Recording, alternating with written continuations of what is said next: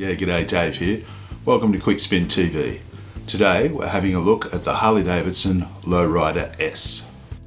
The 2016 Dyna Low Rider S is powered by the new Screamin' Eagle twin-cam 110 cube power plant running through the 6-speed cruise drive transmission, and it's the best stock air-cooled Harley engine yet.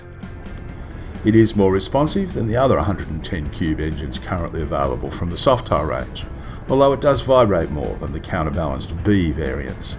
However, it launches better than the Softails, and it pulls noticeably harder and longer than the stock 103 cube Dyna motor.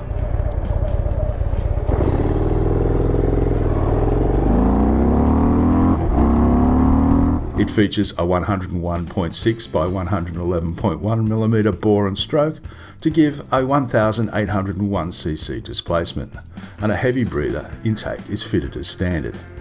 Harley claims 156 Nm at 3,500 RPM, but numbers aside, the torque that the 110 cube produces and the way it is delivered is a perfect complement to the bike's road manners. A real-worldly 17-inch by 160 section rear tyre and a 19 by 100 section front on new Magnum Gold 5-spoke wheels are suspended by 49mm cartridge premium ride forks up front and premium ride emulsion shocks at the rear. After a few days riding, I was genuinely surprised when I checked the specs to find that the rear only has 54mm of travel available. I didn't bottom out once, and I found the ride comfortable and the handling, tracking and the ride solid and reliable, no doubt testament to the quality of the suspension. The twin 300mm discs up front with floating rotors and 292mm rear brakes continue to make any barroom arguments about Harley brakes redundant. The ABS units aren't quite as effortless as the latest batch of Softail stoppers, but even so, I rarely called the rear brake into play in general riding, as the fronts are just that good. As well as the solid Dyna chassis, proven geometry and quality suspension, the bike's riding position and ergonomics also help it make it tip in tightly. Which means it just tips in really nicely. What also helps the handling or the cornering capability is the fact that it's got these really nice drag bars that have got a downward turn onto them like a little mini drop bar. That coupled with the mid controls that the bike has mean that you can actually get a knee out and get some weight off board quite effectively, which adds to its sports riding ability. Nestled in behind the speed screen, it all adds to the sporty feel of the ride. I also found the solo seat to be surprisingly comfortable, and it gave me no grief after some long afternoons aboard.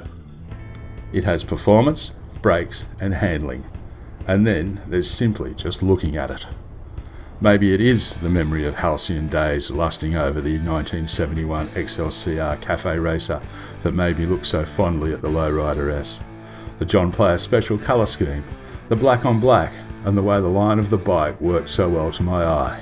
Just walking into the garage and seeing it there just made me smile. Any gripes I had with the bike were minor. I liked the way the Tommy gun exhaust looks, but I'd like a system that offers a little more clearance to match the bike's tipping ability.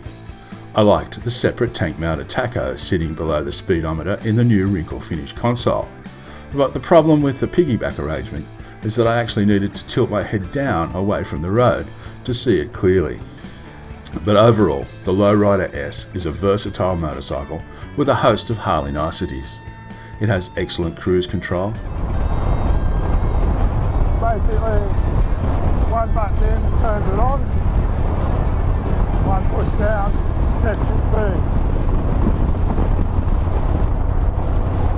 Great ancillaries like self-cancelling indicators, a powerful headlight, security fob, ergonomic switchgear, and it has good brakes and a real big torque hammer. And then there's an encyclopedia's worth of accessorising options.